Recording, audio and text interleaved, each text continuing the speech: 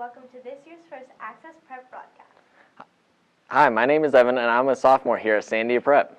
And I'm Sophia Krucka, and I'm a freshman at Prep. We're proud to present you this year's first news magazine created by the Access Prep broadcasting team. In this show, we take a look at the traditions of Harvest Fest and Grandparents' Day, our new teachers at Prep, the differences between public and private school, our newly renovated theater, video game addiction, and the new eSports team. The first story looks into the popular video game, Fortnite, made by Nick and Johnny.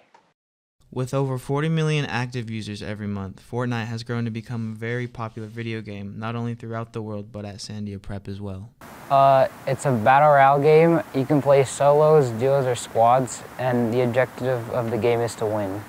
Fortnite is a battle royale game in which you drop into a map of 100 people and build and fight your way to victory. There's 90 players and you have to kill all of them to be the last one alive. Although Fortnite is free to download, it can be misleading because money can be spent on different cosmetic items in the game. In the month of April, Fortnite grossed about $296 million. I've bought a lot of stuff, and they're just skins, which are cosmetic items to make you look cooler. I've bought one battle pass for season 5. It's a leveling up system so you can gain rewards the more you play. I bought every battle pass and a ton of skins and stuff from the item shop. Fortnite can be supported on every platform, which can lead to getting addicted to playing the game almost every day. I play on the Nintendo Switch and I play every day. Yeah, I lose track all the time. I usually play up 12 hours straight without even realizing. I play on PC and I play like at least 6 hours a day. Yes, it's very addicting and I do lose track of time. Although Fortnite has had a major impact on students at Prep, the game is still growing and will continue to exceed expectations. There will be a lot of anticipation for upcoming updates. Wow, it's really surprising how addicting Fortnite can be. It really is. I can't believe people spend so much time playing. Our next story, made by Kaylee and Sydney, explores the long-lasting tradition of Harvest Fest here at Prep. As a 7th grader at Sandia Prep, students take part in an all-day activity called Harvest Festival.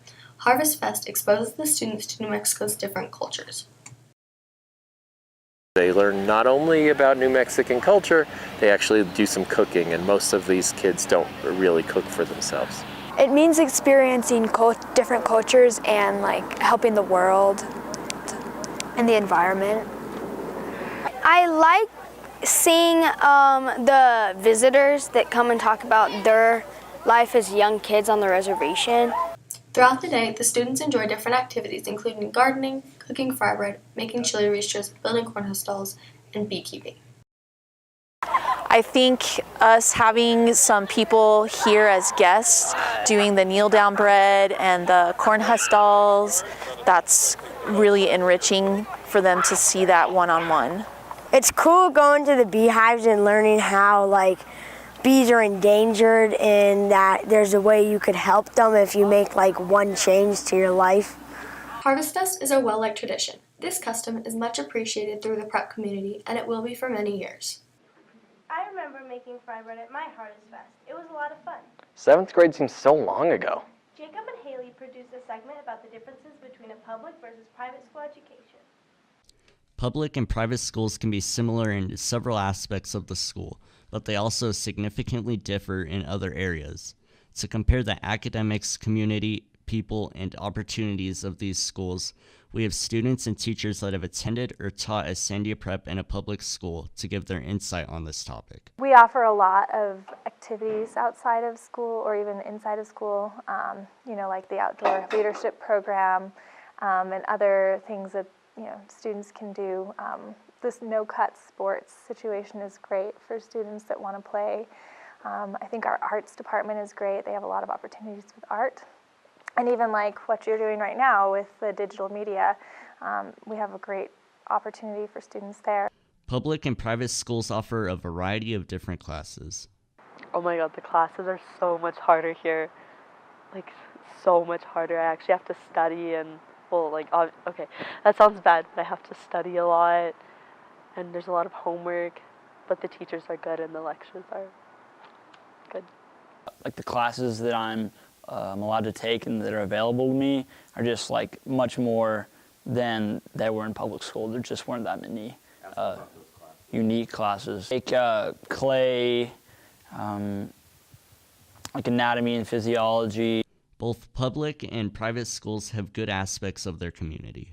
So I'm a student from prep. You know, I went here, I was a soccer player here, I was really a part of this community, and I really do like the engagement when it comes to, you know, the sports side of things, the faculty.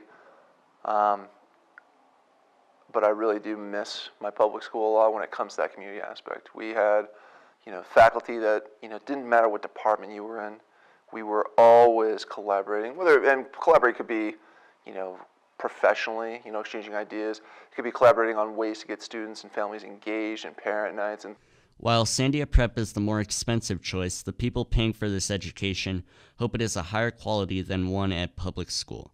But in the end, whether you like public or private school more is a personal preference.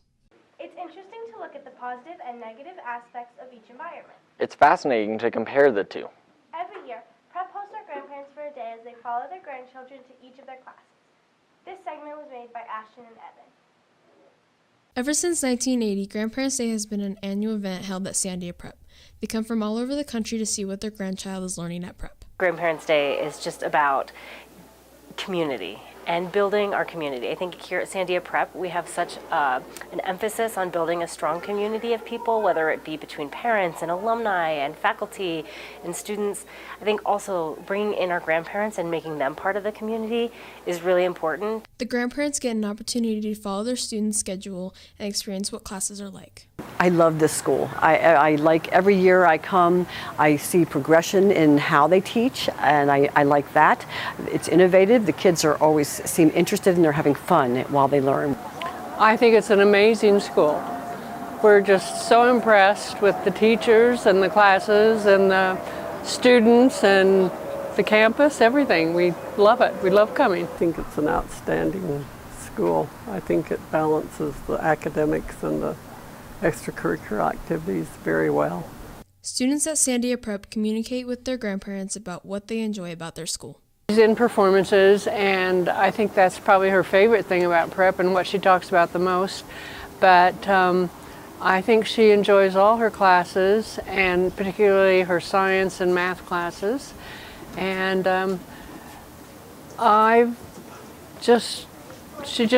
everything she says about prep is positive. She loves it. She says she loves going here, and it shows. I mean, you know, she's not one of those kids who's ever said, I don't want to go to school. How fun it is. They never get bored. They can hang out when they want to. They can do pretty much organize their life, and they really enjoy it. I like it very much. They offer all the sports, many languages. Going to the classes and meeting her teachers and seeing what she's learning. Grandparents' Day is an exciting event at Prep, and the entire community can't wait until next year to show off all the innovative ideas that are taking place on campus. The grandparents always seem to have a great time in class. I agree, and it was a lot of fun to have them all on campus. Esports is a new and upcoming trend with a growing fan base. Cooper and Austin shine the interesting light on the topic. This year at Sandia Prep, there's a new sports team, eSports, which is a competitive video gaming team. Esports is divided into two games, League of Legends and Rocket League. Well, League of Legends, it's a game that requires 5 players, and these players need to work together as a team. It's a team. Every player needs to have some particular role that they need to execute, and the whole premise of the game is for you to kill the opponent and to sort of take over the base. I think the best way that I can put Rocket League, it will be hockey with a car and a soccer ball. Okay. With the games being virtual and completely different from any other sports, it leaves some questions to be answered. Who do they compete against? How do they practice? And where do they play? Mainly here in Albuquerque. I know APS, all the APS schools, Rio Rancho, Las Cruces, Farmington, Santa Fe, all the schools in those metropolitan areas. We practice by playing just normal, we We just go into a normal game and just all play together against a team of randomly selected opponents. And we would be on our own computers here playing over the internet against another team. Although it has sports in the name, eSports is considered an activity by New Mexico Activities Association. Despite this, the players still believe there's a case to be made that it is in fact a sport. I would consider it a sport because it's really focused on teamwork like most other sports. It's like really heavy on teamwork and communication.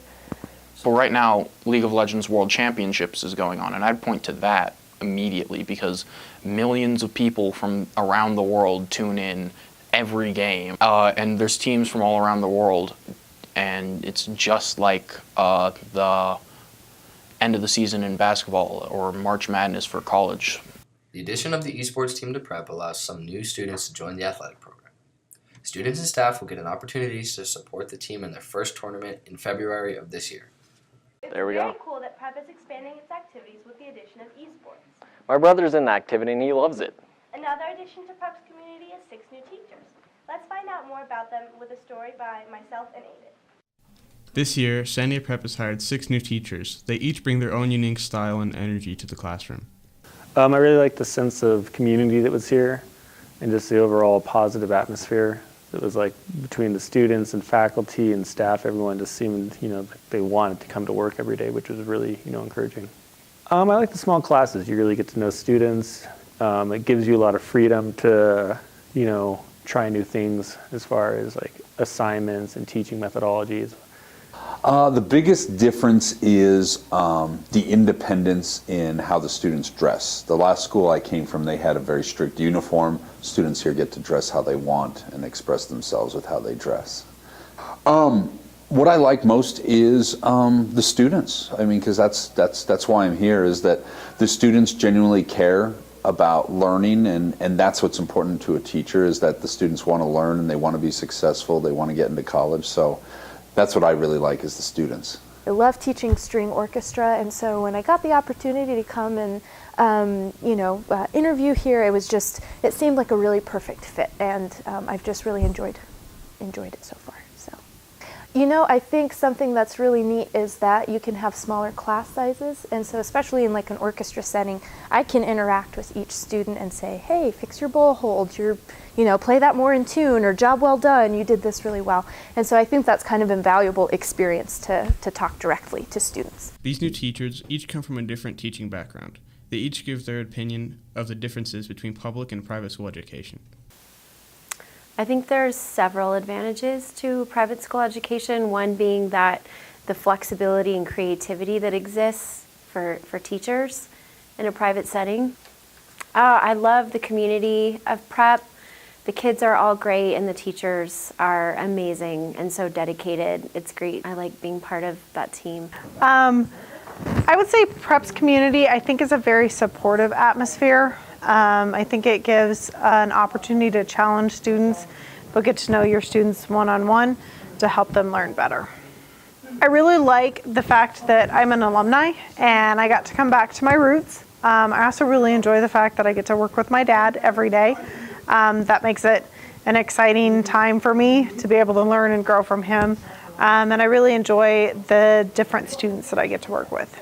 I really like how welcoming it's been so far, and I feel like the students have already established great relationships, so it makes my job a lot easier to be able to have students ready to discuss everything with each other in class. I think it's the fact that I have tons of freedom to experiment, and since the curriculum's not set in stone, I have pretty small list of guidelines in terms of grammatically what we're needing to cover during the year. New teachers make a wonderful addition to prep's culture of kindness and add to the close-knit community. This year's teachers have all made a positive impact in their classrooms. It's always exciting when we get new teachers on campus. I'm in Mr. Gator's class and he seems to enjoy the teaching here. The theater underwent a large remodel this year and had its grand reopening for the middle school play, Aladdin. Madeline shows us the extreme changes that took place in the theater. Over the summer prep session, big things took place in our theater.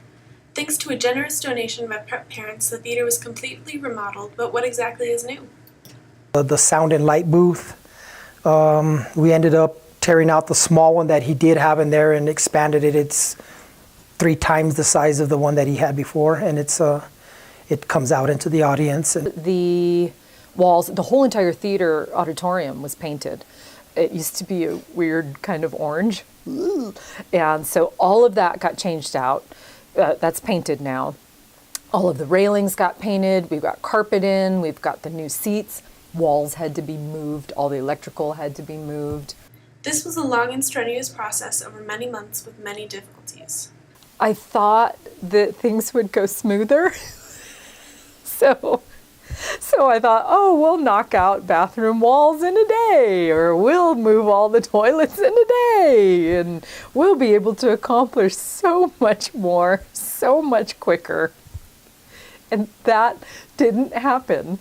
So live and learn. It was a little tough at first, especially for Aladdin, trying to keep all the kids out of the way of the workers. We had to practice in the black box a couple times because the carpets were being installed, the chairs were being installed, stuff like that. But overall, it wasn't a big deal. So the theater it was built in 1996, so everything was pretty old. So like the counters were really old in the dressing rooms, the carpets, the seats, all hadn't been changed or anything like that since then. So it's really nice to have a new space to perform in that's very updated, and everything is just really, really nice now. The first performance in this theater was a huge success with the middle school show Aladdin, and the upper school show She Kills Monsters promises to be fantastic.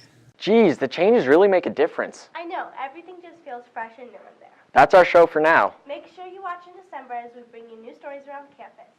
Thank you for watching.